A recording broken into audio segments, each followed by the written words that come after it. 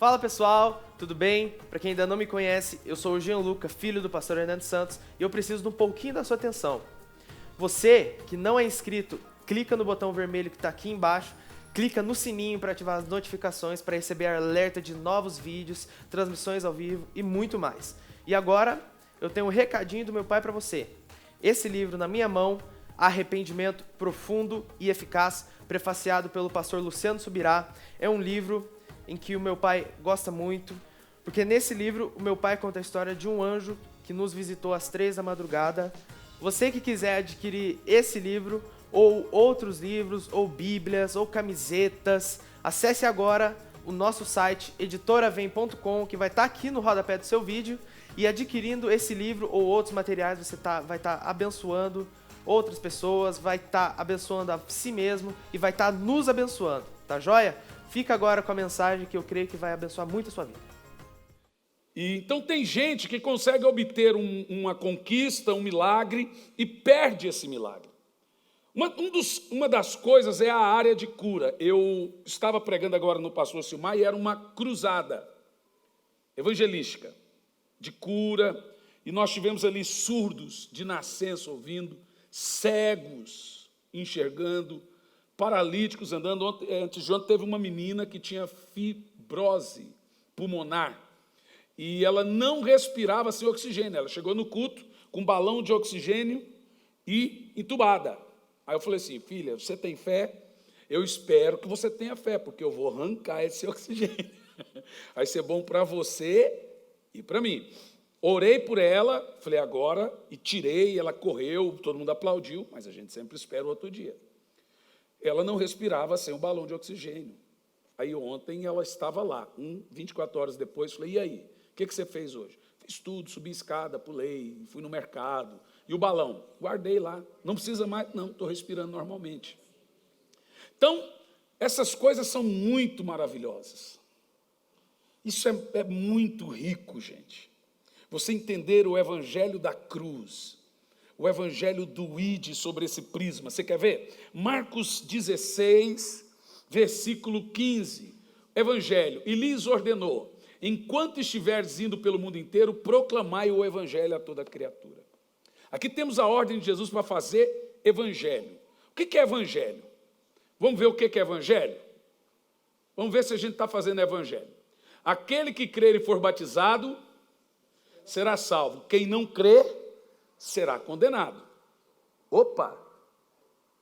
Você vê que a pregação, ela é bênção, mas também ela é... Quando a pregação vem até o homem, ou ela quebranta o coração do homem, ou endurece de vez. Toda pessoa, quando a mensagem de confronto vem até ele, ou ele se converte, ou ele se ira. De duas uma. Né? Então, quando a mensagem vem, ela vem para salvar e também para tornar alguns indesculpáveis. O pastor Lorival pregou há dois domingos atrás, e foi você que citou um exemplo que eu achei muito interessante da pipoca. E você vai ver os comentários, né? Isso que é o Lorival pregando, que nem bate tanto igual eu. É muito legalismo isso aí. Quer fazer o povo sentir culpado. Ai, crente, quem aguenta crente, irmão? Quer dizer, as pessoas querem pecar, querem fazer o que querem da vida, mas não querem lidar com a culpa. Então, qualquer coisa que você for pregar, que vai atingir a consciência dela, ela não vai gostar. Mas é evangelho. Continua o texto, Jesus está ensinando, né? O que não crê está condenado, está indesculpável. Que deu? Agora, próximo verso. E estes sinais acompanharão os que creem. Em meu nome expulsarão demônios e falarão novas línguas. Pegarão em serpente com as mãos, e se aqui não está falando para você pegar hoje. Está falando se acontecer igual Paulo, a serpente picar você, né? O cara fala: está vendo, eu estou com a serpente aqui. Isso aí é tentar a Deus. Nem Jesus tentou a Deus. Não é isso. E nenhuma coisa lhe fará mal. Sobre os enfermos imporão as mãos e eles serão curados. Bom, inicialmente Jesus mandou eles pregarem o evangelho. E dentro desse evangelho está o quê? toda essa listinha do que nós devemos fazer. Procuraremos então nós a manter aquilo que nós cremos que é evangelho.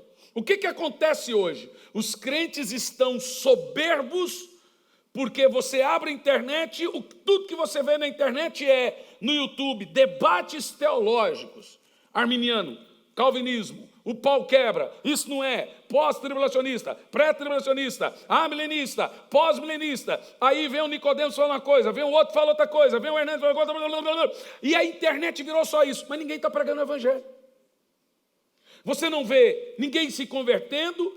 Aí as pessoas me mandam mensagem. Um me mandou hoje em direct box no Twitter e disse assim: pastor, eu gostaria de saber o que é calvinismo e arminianismo. Aí eu já estou assim, por aqui. Eu falei assim: queridão, isso vai lhe salvar? Isso vai acrescentar o que na sua fé? Não vai acrescentar na minha fé, pastor? Não, em nada. Porque isso vai tirar a certeza que você tem e pôr a dúvida que você não tem. Então as pessoas, elas pensam que conhecimento é debater. Aí viram uma ideologia cristã. Assim como temos discussão no mundo hoje, direita e esquerda, temos a direita e esquerda também gospel teológica. Mas o que Jesus falou é uma coisa muito simples: ide por todo mundo e faça isso, irmão. É salvação de vidas, é expulsar demônio, é curar os enfermos, é fazer apelo, é orar para as pessoas. Vamos lá para a sala de aula, vamos para a escola bíblica ensinar. Veja, só um louco vai ficar aqui depreciando o ensino. Eu sou professor, temos um instituto teológico. Não é sobre isso que eu estou falando. Mas o que Jesus está nos ensinando? Em primeiro lugar, o que é evangelho? Jesus nos ensina os fundamentos daquilo que uma pessoa deve fazer para ganhar almas para esse reino. O Novo Testamento não apresenta um Jesus que também não era médico dos médicos. O Novo Testamento não apresenta um Jesus que não libertava as pessoas. O Novo Testamento não apresenta um Jesus que não se compadecia da dor das pessoas. No entanto, o texto de Marcos 16, do 15 ao 18, é um texto extremamente poderoso, porque Jesus aqui nos dá indicativos sobre o que ele chama de apresentar o Evangelho. Então, temos aqui algumas listas. Os pontos: impor as mãos sobre os enfermos e eles serão curados, o verso 18. Segundo ponto: quem pode impor as mãos sobre os enfermos? Veja o verso 18. Primeiro ponto: impõe as mãos sobre os enfermos e eles serão curados. Mas quem pode impor as mãos sobre os enfermos? Verso 17 e 18 diz, verso 17: e estes sinais acompanharão a todos os... Então vamos lá. Quem pode impor as mãos sobre os enfermos? Os que creem. Olha como o evangelho é simples. Você não pode impor as mãos para consagrar alguém ao episcopado. Você não pode impor as mãos para fazer um casamento. Você não pode fazer uma ceia. Você não pode celebrar um batismo. São funções episcopais. Está escrito na Bíblia. Mas você pode impor as mãos e expulsar um demônio. Mas você pode impor as mãos e curar os enfermos. A Bíblia diz: e esses sinais seguirão os que creem. Mas quando é para consagrar, a Bíblia diz: impôs as mãos sobre eles, os presbíteros. No que tange a consagração episcopal, a Bíblia diz: não precipite em impor as mãos para que você também não participe do pecado. Aí está falando de uma consagração. Esse impor as mãos ali é impor as mãos sobre as pessoas. Os sinais seguem a todos os que creem. Bom, você quer ver isso? Vamos analisar isso. Primeira coisa: como as pessoas recebem a cura de forma simples? Vamos simplificar isso, porque o mundo está cheio de gente doente. Quando você faz uma cruzada, começa a parar ambulância na porta da igreja. É impressionante aquela multidão de gente doente na igreja. Aí você fala, você está vendo? Eles existem. Quando você começa a orar por libertação, começa a cair gente endemoniada, você está vendo? Tem gente endemoniada. Quem é que vai expulsar? O coach? Deve ser, né? Deve ser ele. Então veja, primeiro fundamento. Receba a cura pelos dons de curar. Funciona mais ou menos assim. 1 Coríntios 12, verso 9, diz que um dos dons espirituais que Deus colocou na igreja é o dom de cura, que é diferente dos outros métodos para receber cura. Tem gente que é usado para curar, tem gente que tem o dom para curar. Tem gente que Deus usa e tem gente que Deus deu o dom. Ser usado, você precisou ser usado ali numa ocasião, ela pintou, mas o dom é quando aquilo flui de uma maneira livre. O que é dom de curar, irmão? É uma manifestação sobrenatural sobre um indivíduo. Dom de curar é a maneira mais usada no Novo Testamento para atrair as multidões. Então, se você não gosta de uma igreja, de um pastor evangelista, porque ele expulsa demônio e cura enfermos, ele só está obedecendo o ID do Senhor.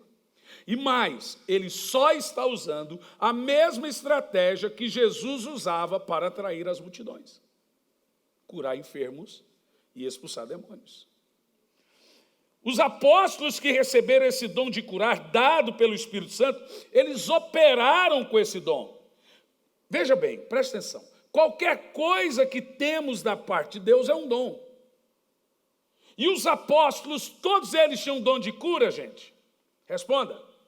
João mesmo nunca curou uma dor de cabeça. Mas a grande revelação da Bíblia, quem que recebeu? João, a revelação do Apocalipse. Mas nunca curou ninguém. Você tem ali Paulo curando, você tem Pedro curando, mas você, por exemplo, não tem relatos de Tiago curando, de João curando.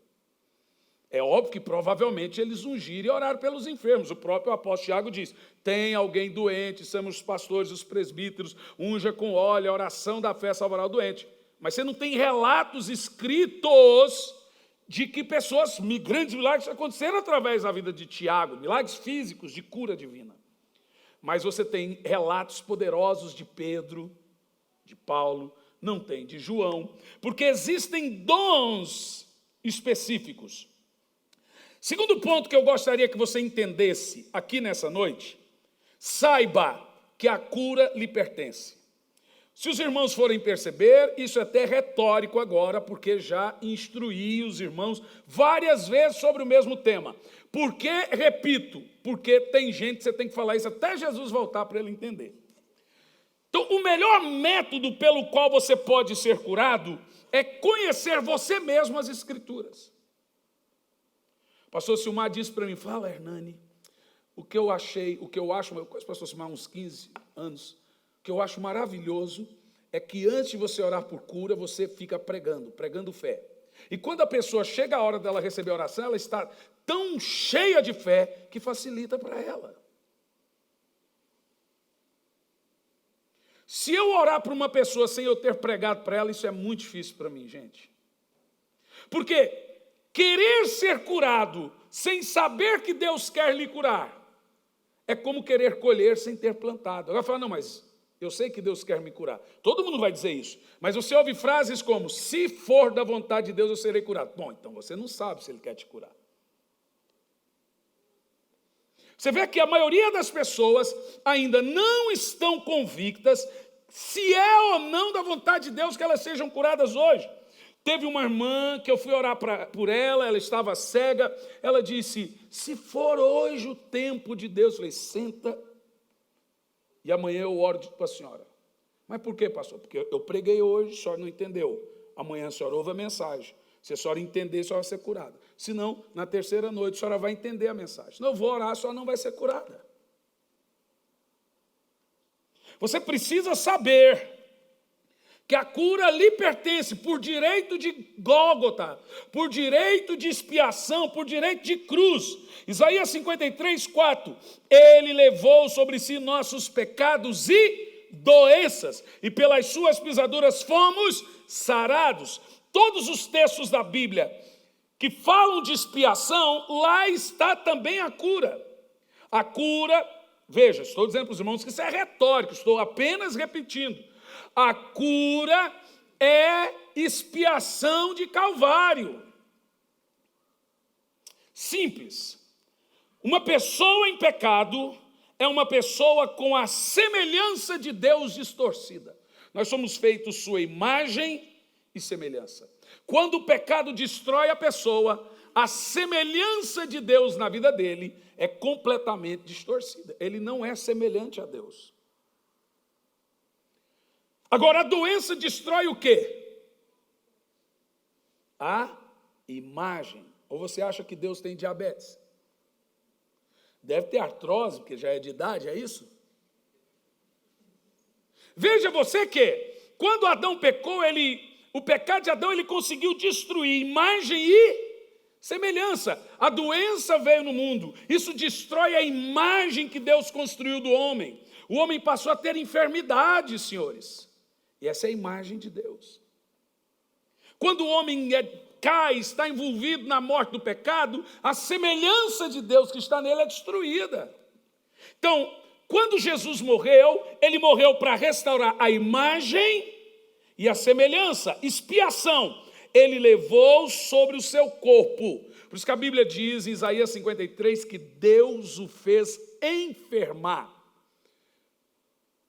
Então Jesus ficou enfermo para que levasse a sua enfermidade. E Jesus se fez pecado para levar os seus pecados. Por isso que na cruz ele levou doença e pecado.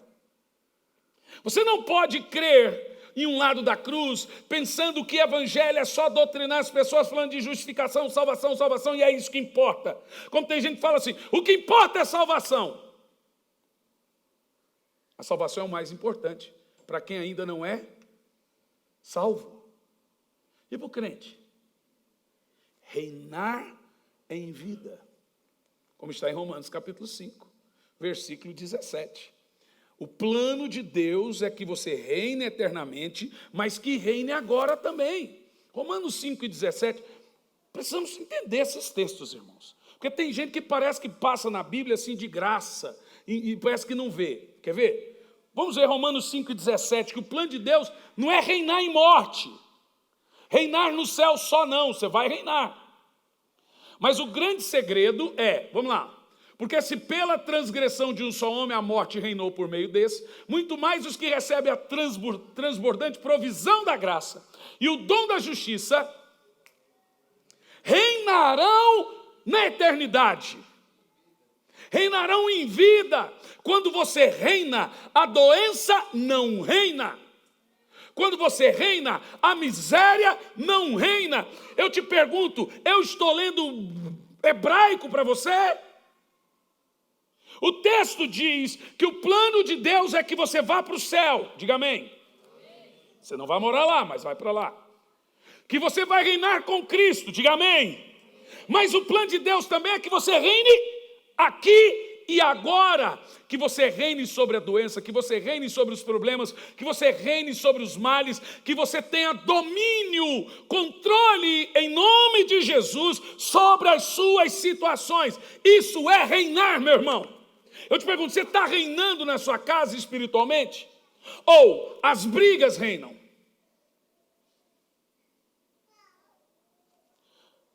Quando você reina, a doença não reina, a miséria não reina, as brigas não reinam, porque você está reinando.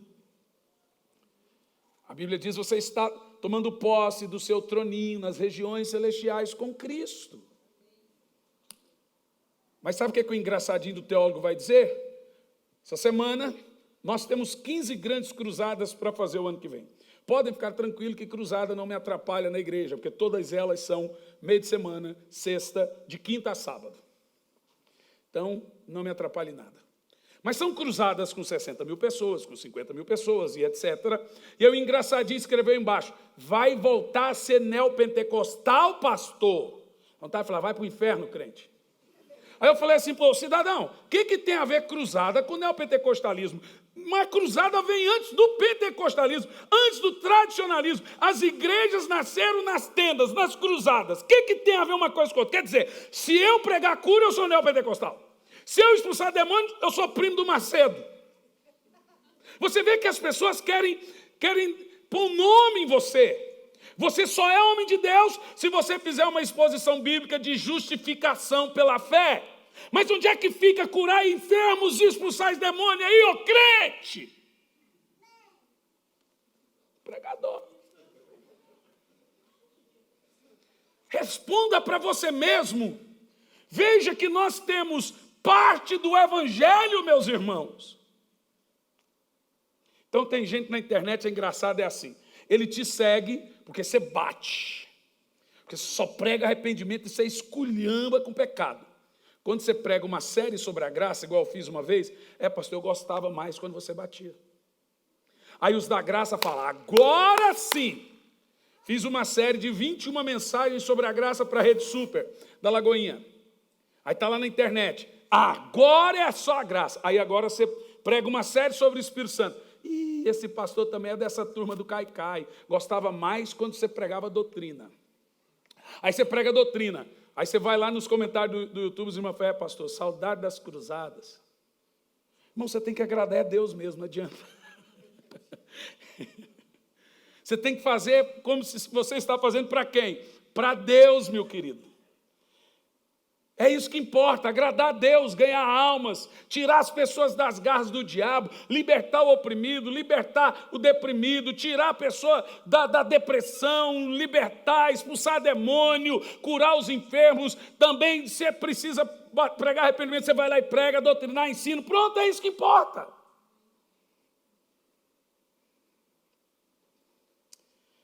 Em Marcos 8,17 diz... Vamos lá, Marcos 8,17. Vamos ver o que foi profetizado para a igreja do Senhor Jesus e, de fato, a Jesus. Para você entender o que eu estou falando que é evangelho. Mateus, desculpa, Tiago, desculpa, Mateus 8,17. Eu sei que você achou estranho porque já estava copiado aí, ó.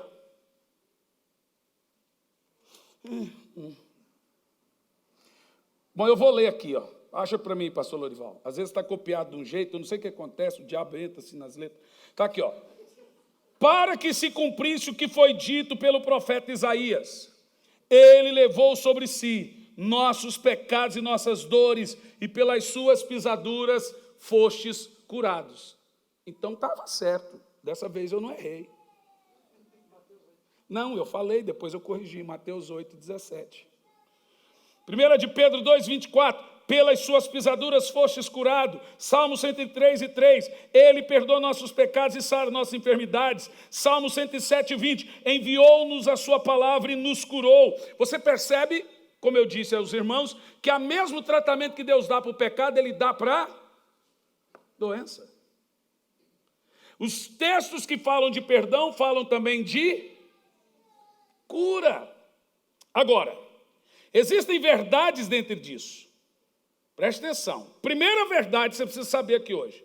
Saiba a diferença entre as curas que Deus inicia sobrenaturalmente e as curas que o homem inicia pela sua própria fé. Em muitos cultos que eu estou pregando, Deus não me manda orar por ninguém, Deus não me mostra a dor de ninguém, eu não tenho nenhum sentimento de orar, mas eu oro. E a pessoa é curada. Porque os milagres seguem ao que crê. Mas tem coisa que Deus começa por conta própria. E aí nós temos o exemplo do tanque de Betesda, que Deus, de forma sobrenatural, curava as pessoas, sem intervenção de alguém com fé. Irmãos, vai por mim. Deus tem um negócio com os homens. Deus gosta de usar homens. Deus gosta de dar dom para homens. Deus usa homens. Homens ficam vaidosos com isso. Mas Deus gosta de usar homens para fazer coisas poderosas.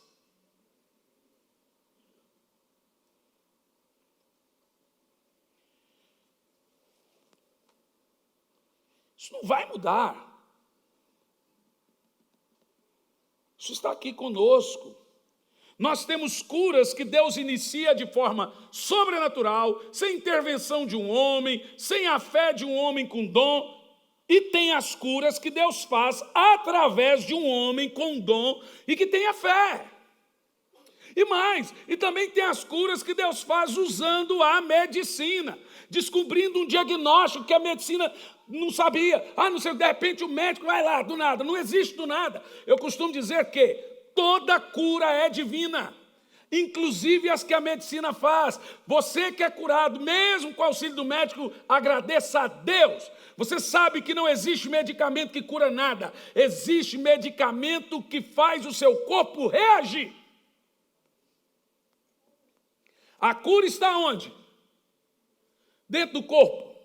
O medicamento vai fazer o quê? Acelerar seu metabolismo, vai dar uma travada ali na doença para fazer o seu corpo descobrir ali qual é a doença e tal e criar anticorpos.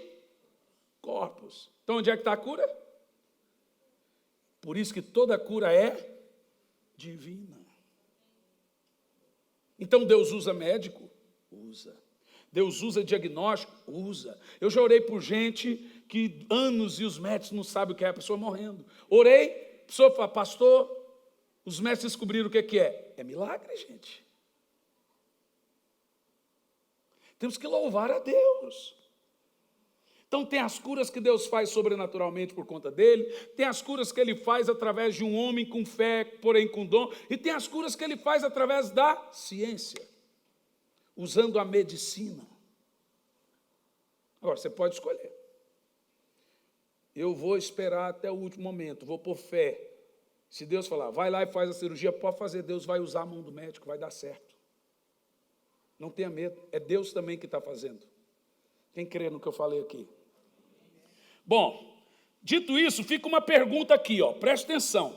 Lembra os irmãos que nas curas que Deus fazia de forma sobrenatural, em Betesda, poucas pessoas eram curadas. Na realidade, o primeiro que entrava e depois acabava. Lembra disso? Agora aqui me ensina um dado, gente, prático, sobrenatural. Primeiro dado, os dons de cura, eles operam de forma similar. Você já esteve no meio de uma multidão, uma cruzada evangelística, de 5.000 pessoas, por exemplo. Eu estou orando a Deus para a gente fazer uma cruzada bem aqui, no São Brás, no clube. Com umas 3.000 pessoas aqui. Aquela grande mesmo. Para ganhar umas 150, 200 almas. Eu estou orando ainda. Eu tenho medo de fazer as coisas e não corresponder. Aí a gente fica com prejuízo. Né? Mas estou orando. Vamos orar a Deus. Amém, irmãos? Bem aqui, do ladinho aqui. No entanto, você está numa cruzada, 5.000 pessoas, 10.000 pessoas, 60.000 pessoas, 100.000 pessoas, 30.000 pessoas. E como é que funciona esse negócio de cruzada? Você começa o primeiro dia com número X. 2, 3 paralíticos levanta e anda, triplica, quadruplica o número de pessoas no outro dia. Faz assim, brota gente. É interessantíssimo. E se você vai continuando, daqui um pouco vai dar ali 50.000 pessoas, 40.000 pessoas. Lá na África é assim. Você começa com 3.000, você termina com 100.000. A coisa mais louca, isso na África. No entanto, irmãos, você ora ali para um punhado de doentes, 10, 15, 20 é curado. E ficam os outros tanto que não são curados. Veja, você precisa entender que a moeda de troca do céu é a fé. Deus não faz acepção de pessoa, amém? Mas Deus faz acepção de fé. A uns ele disse, nunca vi tamanha fé. A outros ele disse, homens de pequena fé. Veja que o próprio Jesus fez uma distinção de tamanho de fé sobre o oficial romano. Nem todo Israel vi tamanha fé. fez sim uma distinção entre uma fé e outra. Deus não faz acepção de pessoas, mas Ele faz acepção de fé, meus irmãos. Quem tem fé consegue coisas de Deus que aqueles que não têm fé não conseguem. Simples assim. Como que você alcança o reino de Deus? Por esforço e violência. Não é a salvação, ok? É reinar em vida, é os benefícios desse reino. Você não alcança a salvação por esforço e violência. Precisamos separar isso. Isso está falando de você reinar, alcançar os benefícios desse reino. A salvação não tem cordas, é só pela graça. É por esforço e violência. E a moeda desse esforço é a fé. Então não adianta você orar. Se não orar com fé, nada vai mudar. E a fé não vem por assistir o Faustão. A fé não vem por você dormir até 11 horas da manhã no domingo, em vez de estar na igreja e ter uma semana abençoada. A fé vem por ouvir a palavra de Deus.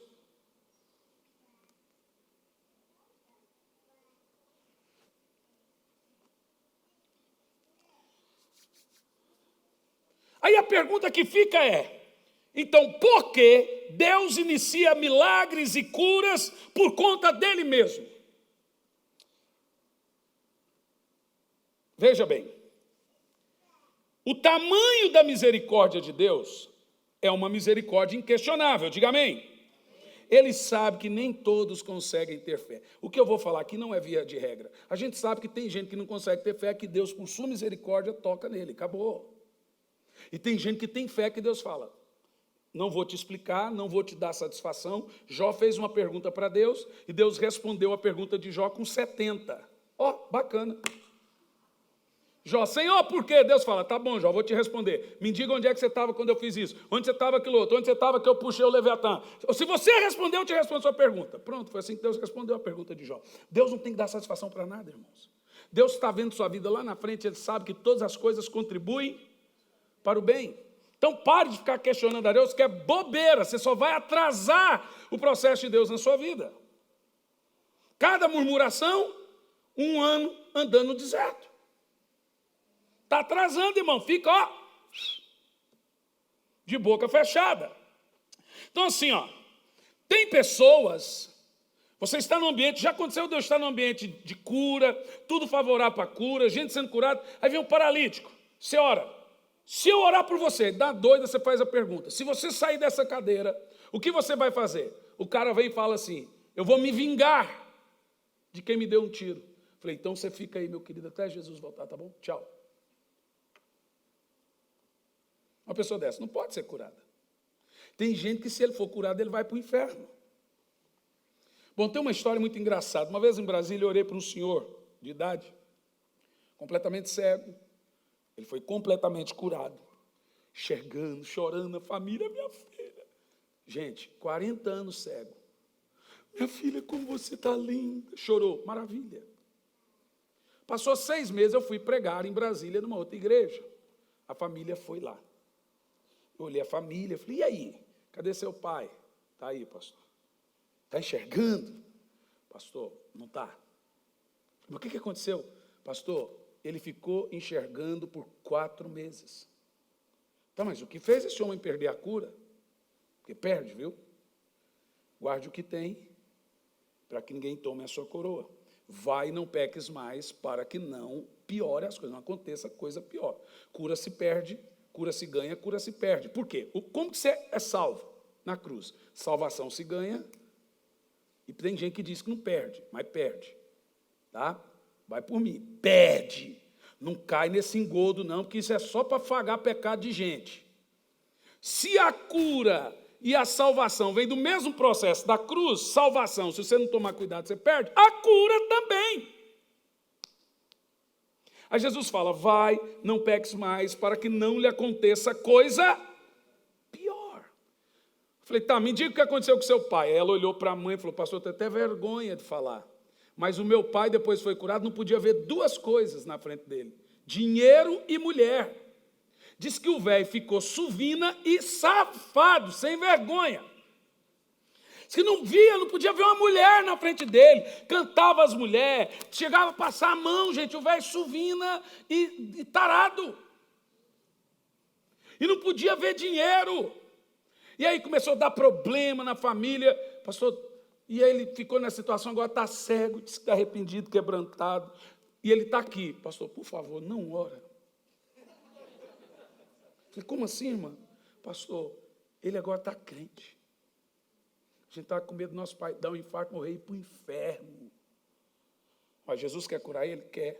Jesus pode curar ele? Pode. Jesus curou ele? Curou.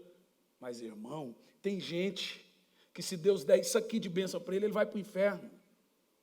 Deus fica em segundo plano. Ele perde a noção das coisas.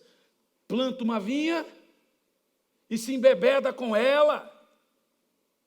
Então Deus sabe das coisas. Mesmo a pessoa tendo fé, só que o critério nosso é orar e levar as pessoas a crer. O que Deus vai fazer não é da nossa conta.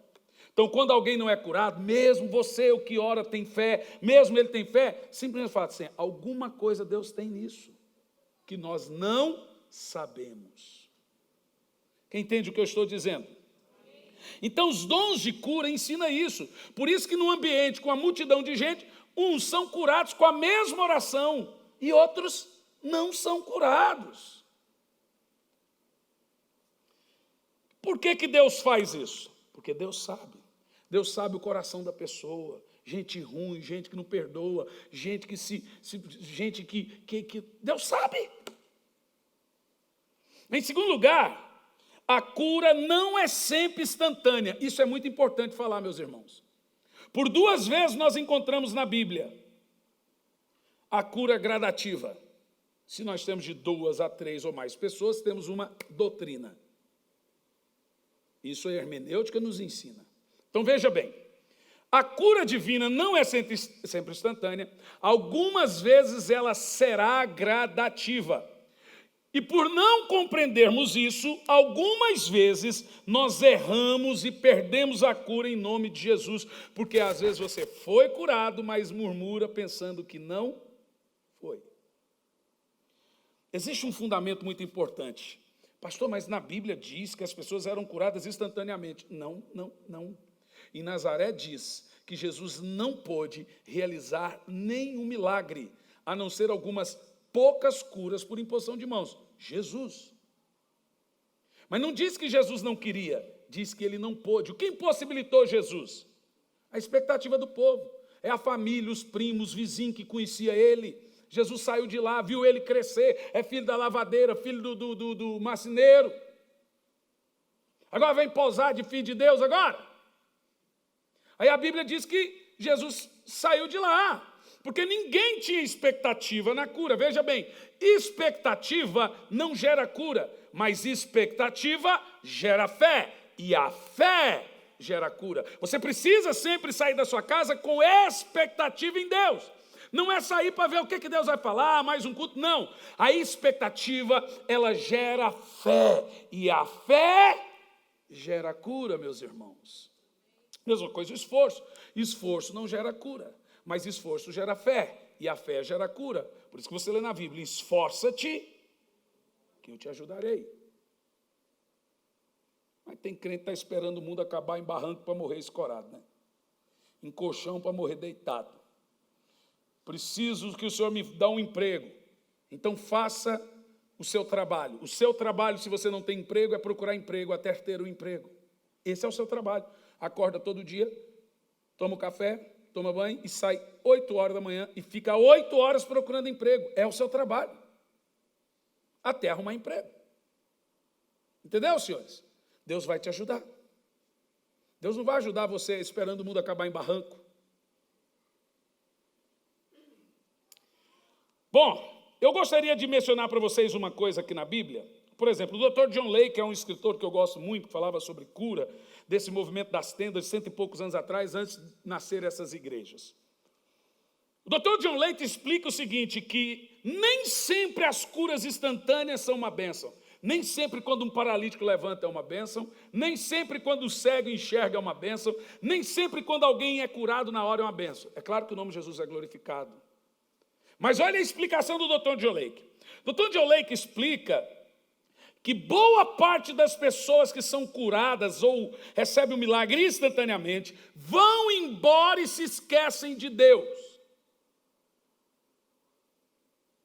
O Dr. John Lake explica que, e aí eu concordo com ele nesse fundamento, que as pessoas que são curadas gradativamente podem ver que vão ficando cada vez melhor à medida que caminham com Deus, e esse entendimento vai enriquecendo a fé dela. À medida que ela vai crescendo em Deus, o milagre vai avançando, e aí ela vai vendo que a coisa funciona. Então o cara vem na igreja a primeira vez, levanta da cadeira, esses milagres é para a glória do Senhor, alguns até perdem a cura depois porque duvidam, e a maioria não glorifica a Deus, não entrega a vida ao Senhor.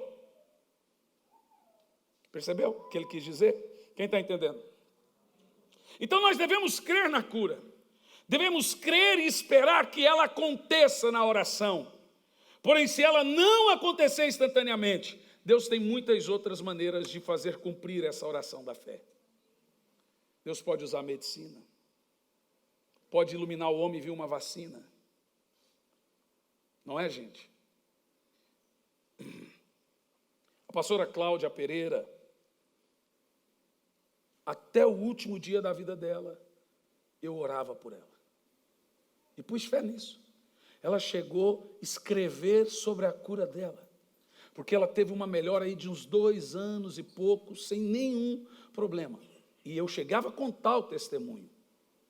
Ela foi em Brasília, uma cruzada minha, eu pus a mão, eu orei, ficou uns 2, 3 anos. Morreu. Mas ela foi curada. Lá no céu. Porque lá no céu não tem câncer. Diga amém. Agora, como que a gente vai entender? Uma das pessoas que eu mais conheci que teve fé. Uma fé violenta. Gente de fé orando. Aí, irmão, só no tribunal de Cristo que nós vamos entender tais coisas. Mas todas as coisas contribuem para o bem daqueles que amam o Senhor. É muito importante você compreender esse fundamento. A cura pode ser perdida. Por quê? O método que Deus usa para curar é espiritual. Se o método que Deus usa para curar é espiritual, a cura pode ser perdida. É porque a cura é divina, ela não é mental, ela não é científica.